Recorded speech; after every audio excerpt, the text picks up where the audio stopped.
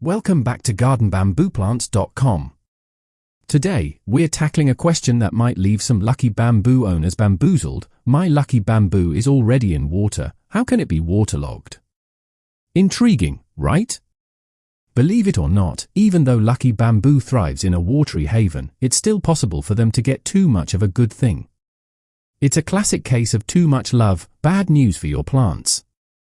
So, let's unveil the secrets to keeping your lucky bamboo happy and thriving.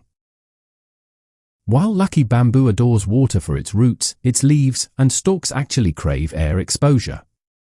Plants like lucky bamboo rely on a fascinating duo called photosynthesis and transpiration to create a vital air flow, and with it, the oxygen they need to survive. Photosynthesis happens in the leaves, where sunlight, water, and carbon dioxide are magically transformed into plant food, sugar. As a bonus, oxygen is released into the air.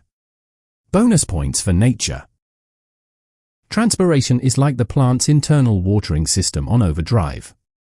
Water evaporates from the leaves, creating a powerful suction that pulls fresh water up from the roots. But here's the fascinating twist: this process also helps draw in fresh air through tiny openings on the leaves. This air exchange is how your lucky bamboo gets the oxygen it needs to breathe easy. The drowning threat. Now, if your lucky bamboo is completely submerged in water, transpiration gets thrown into chaos. There's not enough air movement, and the oxygen released during photosynthesis isn't enough for the whole plant. On top of that, stagnant water around the roots can further restrict air circulation. Think stagnant swamp. This stagnant layer becomes depleted of oxygen and isn't replenished. The result? A suffocating situation for your lucky bamboo's roots, leading to rot and those dreaded yellow leaves. Not the lucky outcome we were hoping for. Spotting the signs. Yellowing leaves, especially if it starts at the base and marches up the stalk. Mushy stalks. Soft and mushy means the roots are rotting from lack of oxygen. Discoloration. Brown or black spots are signs of decay caused by waterlogging. Time to take action. Finding the perfect balance. So, how much water is the golden ticket to lucky bamboo happiness? Here are some tips to find the sweet spot. Roots and lower stalks. Ideally, only the roots and the lower 1 to 2 inches of the stalk should be submerged. Just the essentials.